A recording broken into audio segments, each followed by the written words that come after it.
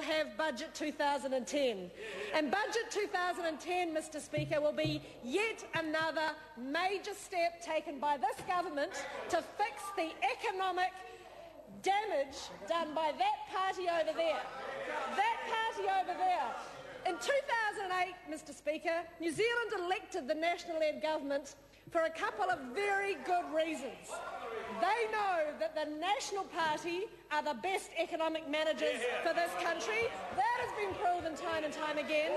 And they know, Mr Speaker, that we don't stand here and talk hollow words and cry crocodile tears about jobs and living standards while presiding over an economy as that party did that went south constantly during the best economic times this country has ever had. And Mr Burns, it was your party, Mr Burns, that cost every New Zealand family an average of $5,000 a year because Labour mismanaged this economy. You presided in the Labour Party, Mr Burns. Order. Apologise, Mr Speaker. Order.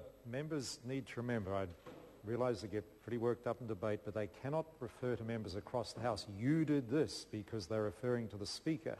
And the reason for that is to avoid personalising debate. It's for the standing order is for good reason. Amy Adams.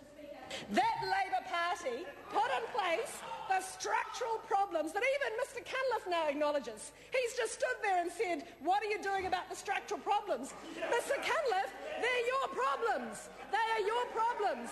And I can tell you, Mr Cunliffe... Order.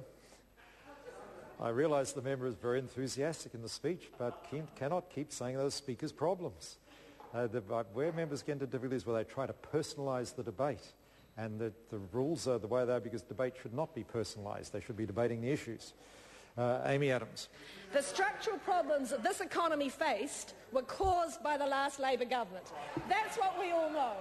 That's what we all know. And even today, the Reserve Bank in their financial stability report talked about the fact that to get this economy back on track, we have to address those underlying imbalances. And so that's what you've seen this government not only talking about, but doing consistently since the 8th of November 2008 and Budget 2010, Mr Speaker. Point of order, the Honourable David Cunliffe.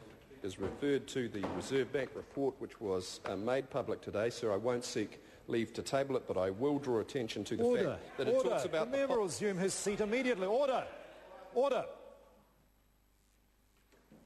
How does the member believe that has assisted the order of the House?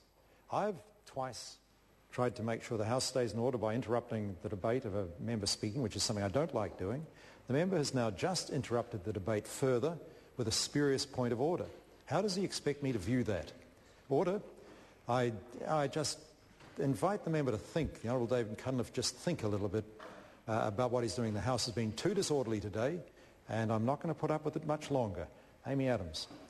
Thank you, Mr Speaker. As I was saying, Mr Speaker, Budget 2010 will be yet another step where New Zealand will see this national-led government take control of this economy and get this country, sir, back onto the path that it deserves to be on. We are aspirational for New Zealand. We are ambitious. We want, and unashamedly so, we want New Zealand to be the wealthy country, sir, that it used to be and that it should be.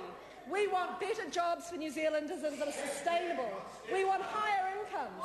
The difference is, sir, we know that those things come from a strong, productive economic base. And for the government to do its part, sir, we have to put in place the conditions that will allow business to thrive, and we have to get a hand on the out-of-control government spending that was all Labour knew how to do.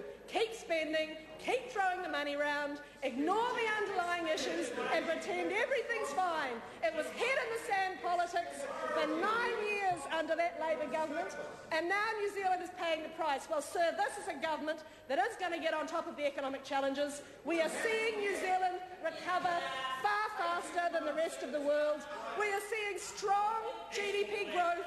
We are seeing excellent reductions in the unemployment numbers. Sir, that's just the beginning of what you will see under the economic management of this government.